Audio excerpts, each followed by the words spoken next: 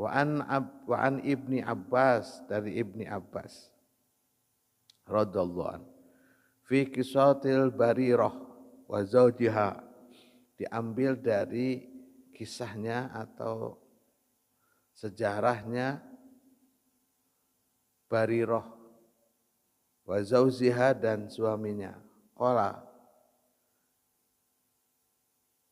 ia berkata, qala lahan Nabi sallallahu alaihi wasallam, Rasulullah SAW bersabda kepada Barirah, lau raja'tihi, alangkah, lau raja'tihi,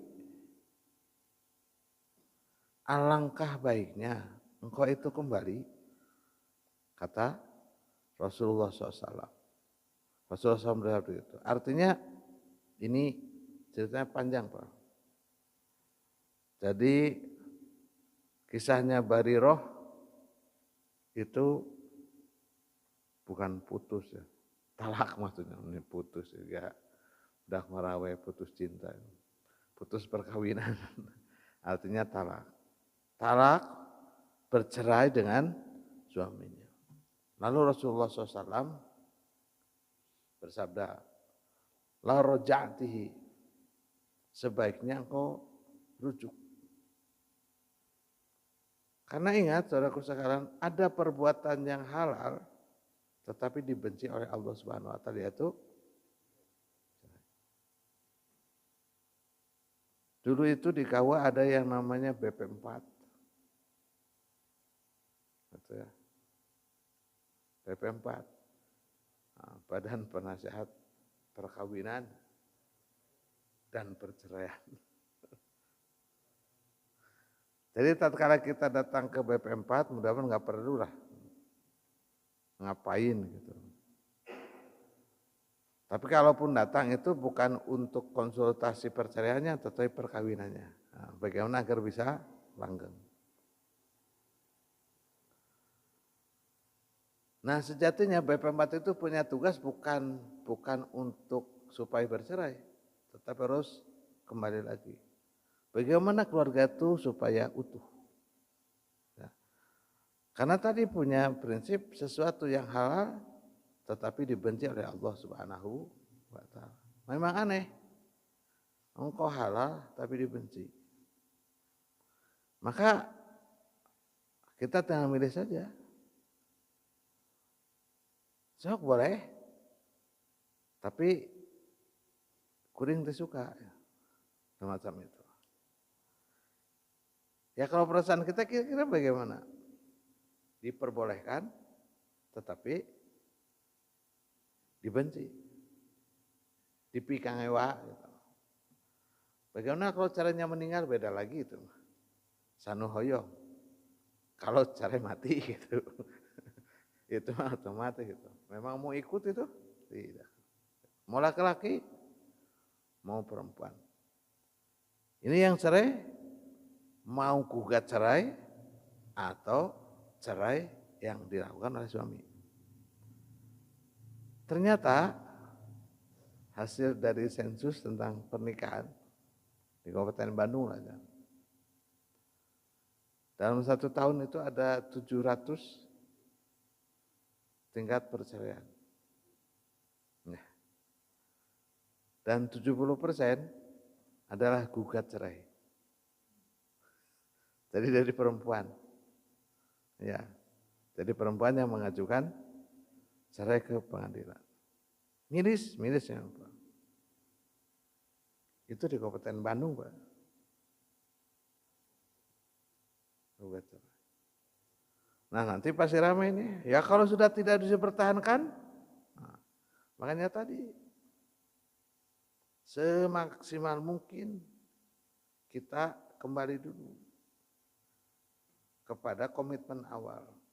Karena sejatinya bahwa pernikahan itu adalah sebuah komitmen. Bagaimana membangun komitmen awal? Komitmennya mau terus, mau berhenti. Gitu. Jadi kalau komitmennya mau terus ya teruskan. Nah kecuali komitmennya, insya Allah Pak. Tapi kalau kalau ada hal yang lain sudah dijelaskan ya tentang wanita yang berzina. Nah, kalau zina ceraikan. Nanti pertanyaannya, apakah itu hal yang dibenci? Oh itu mana disuruh? Itu beda kasus. Beda kasus, jangan disamaratakan. Ini artinya cerai dalam sini itu cerai gampangnya mah. Ada sebaiknya mah tidak perlu cerai gitu. Kenapa ada? Karena masalah-masalah yang sepele. Ya. Masalah sepele, apa masalah sepele? Umpamanya kurang duit. Kan biasanya begitu ya. Nah, kurang duit itu. Karena kekurangan gitu. Biasanya semacam itu disebut masalah sepele dalam pernikahan itu. Bukan masalah yang besar. Kita biasanya melihat bahwa perceraian itu kebanyakan dari segi ekonomi. Padahal kata orang tua kita, salah satu di antara pernikahan itu harus pembawaan yang disebut dengan kudu mawa padaringan. Tempat biasa, cekorot mah. Padaringan.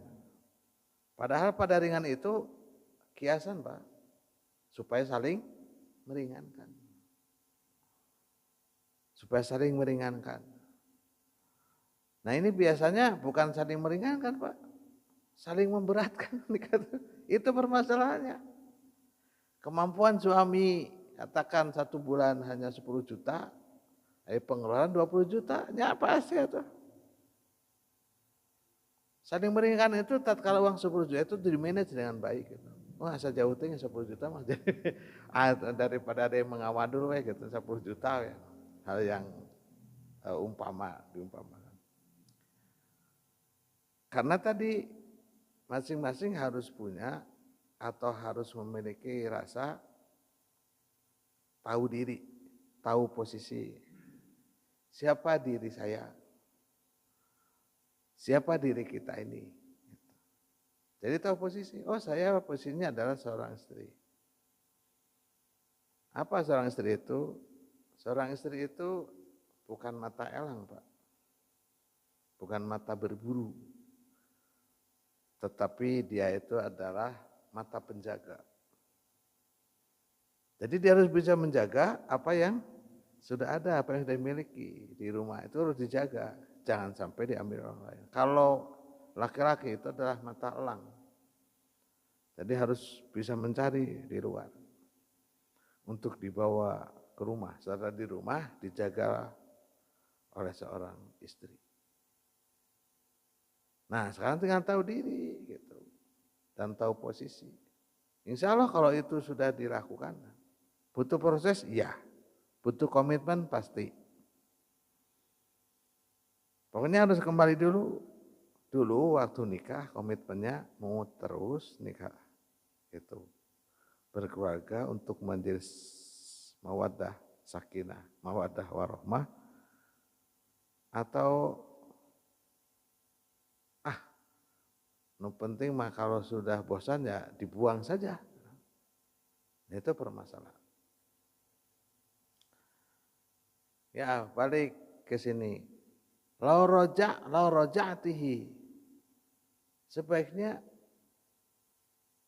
kalian itu, kamu itu kembali lagi kepada suami. Qolat. Ini Barirah juga mungkin kesal gitu sama suaminya. Menjawab ini. Ini padahal saran dari Rasulullah SAW. Qolat, maka Barirah berkata, ya Rasulullah, ta'muruni, apakah engkau menyuruh aku kembali kepada suamiku? Kata Barirah. Ya Rasulullah, apakah engkau memerintahkan aku untuk kembali kepada suamiku? Qala, lalu Rasulullah SAW menjawab pertanyaan dari Barirah. Innama ashfa'. Sesungguhnya saya ini hanya menunjukkan, hanya menolong kamu saja. Qolat, masih menjawab. Itu zaman dulu itu dengan Rasulullah. Makanya Jangan heran kalau sekarang gitu, kita memberikan saran kepada orang lain terus ditolak. Jangankan kita, Rasulullah saja ditolak itu sama perempuan. Bukan ditolak cintanya, ini ditolak sarannya gitu. Kholat. Maka dia si Barirah menjawab lagi, la hajata li fi. Saya sudah tidak butuh lagi kata. Waduh, nggak butuh gitu. Kata Barirah. Di hadis ini tidak dijelaskan apa permasalahannya. Apa latar belakangnya dia pisah. Tidak dijelaskan. Mungkin di hadis lain akan dijelaskan. Tetapi begini pokoknya. Apapun latar belakangnya, gitu, sehebat apapun gitu ya, kecuali tadi yang diperintah oleh Rasulullah sendiri, yaitu zina. Nah, umpamanya siapapun yang zinanya, mau laki-laki mau perempuannya. Gitu. Kecuali itu, gitu. Apapun latar belakangnya, jangan sampai bercerai.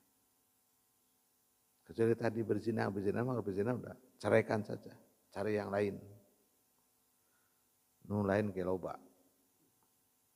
Begitu juga perempuan tatkala laki-lakinya berzina, gugat cerai. Cari lagi. Caranya begitu, kalau masalahnya zina. Karena orang zina itu tidak boleh dikawin oleh orang lain. Harus orang yang menzinai. Atau dinikahkan dengan orang yang musyrik. Gitu. Karena dia berzina, ya udah nikahkan dengan yang berzina. Itu namanya suruh bercerai itu. Tapi banyak di antara apa ya saya sebutnya, orang-orang yang mempertahankan hal-hal yang kalau yang zina diantep, gitu ya. Kalau yang nikah malah dipermasalahkan. Nah ini tentang pengetahuan. Ya kan karena nikahnya harus minta izin. Ya tergantung dengan undang-undangnya dulu Pak. Siapa yang harus minta izin itu? Apakah semua orang? Apakah hanya PNS saja? Atau bagaimana? Tapi ada Pak, saya menemukan. Ada, dia tuh punya istri sampai 3. Diantar-antar Pak, malah dicarikan oleh istrinya. Dicarikan. Aduh, hayang cenah. Tapi ingat, kenapa bisa begitu? Itu karena kesolehan kita. Tidak mungkin Pak, istri kita soleh kalau kitanya salah. Jangan berharap kita punya istri soleh, sementara kitanya tidak soleh. Gitu. Maka solehkan diri kita dulu. Bagaimana supaya istri kita soleh semacam itu. Wah kita cari Pak. Ilmu soleh semacam itu. Diantar Pak, bayangin aja. Sampai diantar. Itu bukan sebuah cerita, itu kalau cerita-cerita mah itu hanya, mohon maaf ya bisa saja cari sensasi. Ini mah zaman sebelum ada yang namanya zaman viral, zaman TikTok, zaman Facebook, belum. Jauh sebelum itu. Gitu. Belum ada. Gitu. Itu ada orang seperti itu. Sampai itu yang pertama kan diantar. Dia ngomong sendiri. Yang ke istri yang ketiganya, dia yang mencarikan. Weh, hebat. Yang pertama diantar, yang kedua diantarin. Nah, sok diantar kapal mana gitu. Yang kedua dicarikan. Jadi nikah ketiganya itu dicarikan oleh istri yang tua sangat. Bayangkan, Masya Allah. Baik, kembali ke masalah kisah Barirah. Jadi apapun alasannya, sebaiknya tidak bercerai. Sampai Rasulullah begitu. Nah, tatkala yang kedua pelajaran pertama, pelajaran yang kedua, kalau kita mengajak kepada kebaikan, nggak perlu ngotot, nggak perlu nyalah-nyalahin. Rasul Pak, kan nggak kebayang oleh kita seorang Rasul gitu ya. Ini dijawab gitu, ditentang kepada, diperintahkan sok sebaiknya kamu rujuk. Terus dia bilang, Rasul menyuruh saya rujuk. Ya saya hanya menunjukkan ke jalannya kebaikan saja. Jawabannya kalau orang saya, gue udah nggak butuh lagi, gue bisa cari yang lebih baik, yang lebih ganteng, yang lebih kaya, yang lebih tebal dompetnya lah dan sebagainya. Gampangnya kalau orang ngomong tambahin begitulah. Itu pelajaran yang pertama, apapun alasannya selain dari berzina itu, maka lebih baik rujuk. Selanjutnya, tatkala kita itu mengajak kepada kebaikan, nggak perlu ngotot, nggak perlu ngotot. Tunjukkan kebaikan, kalau sudah ya saya menunjukkan kebaikan saja, kalau tidak ya sudah selesai. Maka kewajiban itu selesai kita tatkala kita mengajak kebaikan. Maka tatkala kita menjadi makelar, oh barang ini baik, ini. Tapi nggak jadi beli, pasti ambak kan? Masalahnya ada uang kalau di sana mah gitu. Pasti ambak. Tapi kalau dalam kebaikan, kita tidak perlu ngotot. Karena butuh proses Pak. Begitu juga kan dalam jual beli, gitu kan, tatkala menjadi makelar butuh, wow, pasti Pak. Tapi tong ditambah-tambah jadi yang bohong gitu. Jangan sampai kalau makelar dagang mah.